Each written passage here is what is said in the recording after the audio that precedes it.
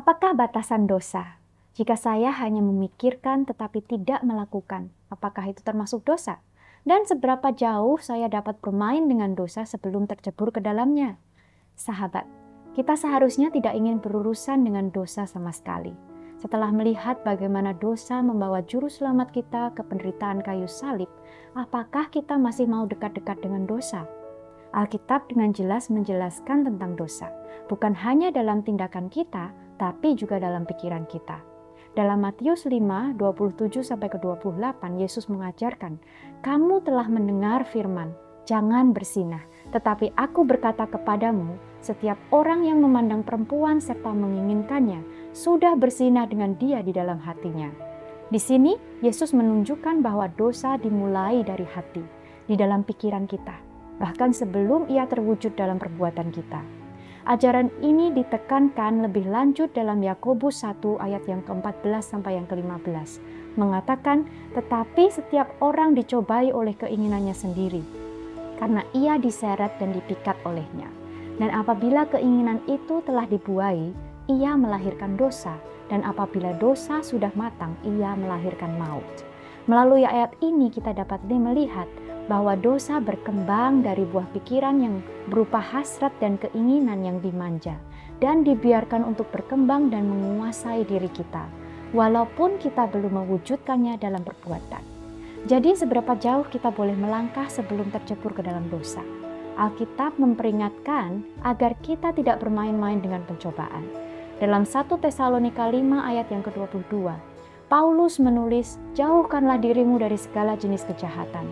Di dalam Alkitab bahasa Inggris, dinyatakan bahwa kita harus menghindari semua appearance of evil, semua hal yang terlihat jahat, bahkan hanya terlihat jahat juga harus dihindari. Artinya, jika kita bertanya seberapa dekat kita bisa mendekati garis tanpa melewatinya, kita sudah berada di dalam zona bahaya. Kita dianjurkan untuk menjauh dari garis itu, bukan hanya menjauh, tetapi melarikan diri dari pencobaan dan apapun yang bisa membawa kita ke dalam dosa. Amsal 4 ayat yang ke-14 sampai 15 memberikan perintah yang jelas. Janganlah menempuh jalan orang fasik dan janganlah mengikuti jalan orang jahat. Jauhilah jalan itu, jangan melaluinya, menyimpanglah daripadanya dan jalanlah terus. Ayat ini mengajarkan kita untuk menghindari jalan yang mengarah kepada dosa. Bukannya melihat seberapa dekat kita bisa melalui jalan tersebut tanpa masuk ke dalam dosa. Pertimbangkanlah kisah Yusuf dalam Kejadian 39. Ketika istri Potifar mencoba merayunya, Yusuf tidak berlama-lama atau memikirkan seberapa jauh dia bisa pergi tanpa berdosa. Sebaliknya, dia segera melarikan diri, berkata, "Bagaimana mungkin aku melakukan kejahatan yang besar ini dan berbuat dosa terhadap Allah?" Yusuf memahami bahwa cara terbaik untuk menghindari dosa adalah dengan menjauhinya, bahkan membuangnya dari pikirannya. Namun ingatlah bahwa pencobaan itu sendiri bukanlah dosa. Jika di pikiran kita terlintas suatu tindakan yang jahat, kita belum jatuh ke dalam dosa. Dosa itu dimulai saat kita memanjakan pikiran tersebut dan terus memikirkannya, gantinya meminta pertolongan Kristus untuk menolaknya. Ibrani 4 ayat yang ke-15 mengatakan, "Sebab imam besar yang kita punya bukanlah imam besar yang tidak dapat turut merasakan kelemahan-kelemahan kita. Sebaliknya, sama dengan kita, ia telah dicobai, hanya tidak berbuat dosa." Bahkan Yesus dicobai, tetapi dia tidak berdosa. Ia menunjukkan bahwa pencobaan adalah bagian dari hidup, tetapi respon kitalah yang menentukan apakah ia menjadi dosa atau tidak. Ketika kita menghadapi pencobaan, kita memiliki dua pilihan, memanjakannya atau menyerahkannya kepada Kristus yang telah membayar harga untuk dosa kita di Kalvari. Melalui pengorbanannya, memiliki kuasa untuk menang atas dosa. 1 Korintus 10 ayat yang ke-13 menguatkan kita. Pencobaan yang kamu alami ialah pencobaan yang biasa, yang tidak melebihi kekuatan manusia, sebab Allah setia, dan karena itu ia tidak akan membiarkan kamu dicobai melampaui kekuatanmu. Pada waktu kamu dicobai, ia akan memberikan kepadamu jalan keluar, sehingga kamu dapat menanggungnya. Tuhan sudah menyediakan jalan keluar dari setiap pencobaan yang akan kita lalui.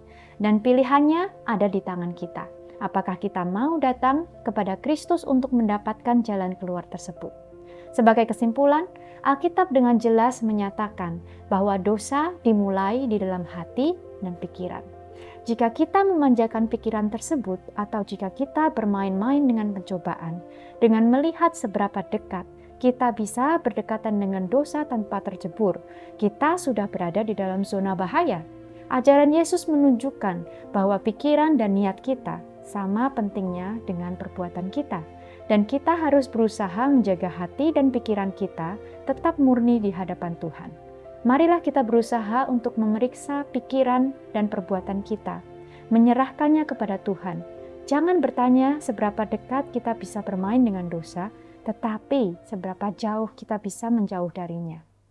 Mintalah kepada Tuhan untuk membersihkan hati dan pikiran kita, untuk menuntun kita dalam jalannya, untuk memberi kita kekuatan, untuk menolak pikiran berdosa maupun pencobaan untuk melanggar batas. Seperti yang Daud doakan dalam Mazmur 51 ayat yang 10, "Jadikanlah hatiku tahir ya Tuhan, dan perbaharulah batinku dengan roh yang teguh." Maukah Anda berkomitmen untuk menjaga pikiran dan tindakan Anda, meminta pertolongan Tuhan untuk memiliki hidup yang benar? Ingatlah, Tuhan selalu siap untuk membantu kita mengatasi segala pencobaan kita. Dan Dia ingin menuntun kita dalam jalan kekekalan. Jika Anda memerlukan doa, atau jika Anda ingin mengenal Allah yang dapat membantu kita menjalani hidup yang penuh kemenangan dan damai sejahtera, silahkan hubungi kami melalui WhatsApp atau email di sini dan di deskripsi di bawah ini. Tuhan memberkati.